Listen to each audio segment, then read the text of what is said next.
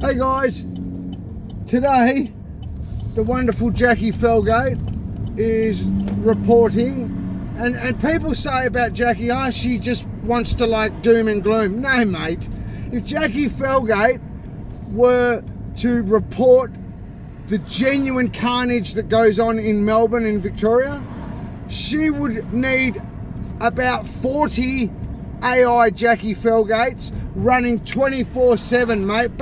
Okay, then there was a man with a gun in a hottie in Broadie, and then there was a drug dealer there, and then don't forget the corrupt police officer who then did this down in Paran. Oh, don't forget the commission flat, there's another drug deal there. Oh, that girl just got punched in the mouth because she owed tick. Oh, another guy's produced a handgun. Boom! Oh gosh, is that a guy letting off shots in commission flat, but nobody heard it, so the police didn't even get called. And it would be literally like that. It would be carnage. And then if you included potholes, oh, for the love of God, car hit a pothole, oh my God, oh gee, oh there's a tag, another person got a tag, oh, another house on fire, oh gee, what's happened there? Is that a homeless person set fire to a abandoned building in Collingwood? Oh my gosh. So here's Jacqui, that's how Jacqui Felgate would have to be. People say, oh, she just doom and gloom. No chance, mate. She just has the few big ones. Anyhow, so in that today, she's talking about none other than what? Oh, that's right, machete-wielding youth. After the $13 million worth of machete bins have just been crunched up, well, yeah, we'll get rid of that. Jeez, that was a bad few months. Gosh, glad we get to see the back of those bastards. Anyway, so we've had machete-wielding youth trying to kill each other, because that's what it is. If they get the right blow, they'll take it and they will kill the person. So you've got machete-wielding youth trying to kill each other in a shopping centre, scaring the life, literally. Like, people are ringing up in tears wanting to shift out of Victoria. That's how bad Victoria Police has allowed this state to get. Now, why I say Victoria Police is because they have wasted resource after resource after resource on anything but solving those crimes. Their arrogance. So here you have the lower ranked brave frontline police officers turning up, arresting them, but they're battling both the magistrate papasses who let the kids out, and they're back out on the streets already, and they're battling the arrogant detective dinosaurs that are left over and exist in the higher offices of Victoria Police, and that's a fact. And how so?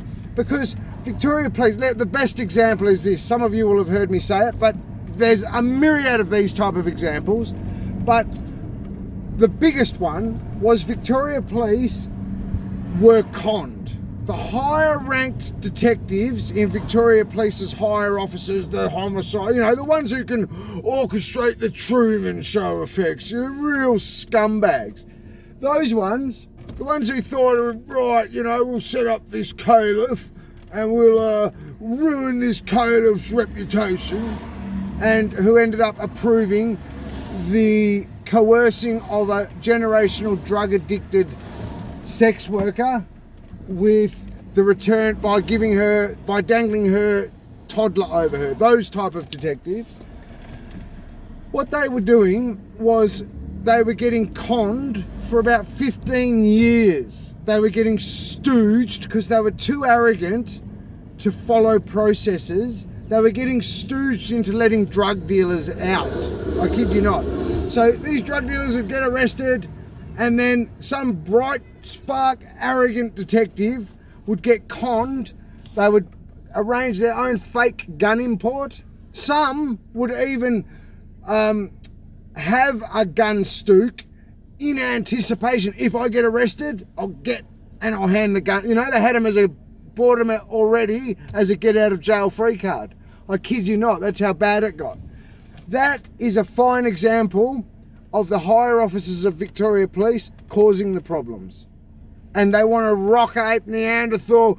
I'd rather be looking at it than for it. You rock ape. Whichever rock ape Neanderthal criminal police officer that said that to Ross And from 3AW, you absolute rock ape. You dead set rock ape. It's people like you that are the problem. Speak soon, guys.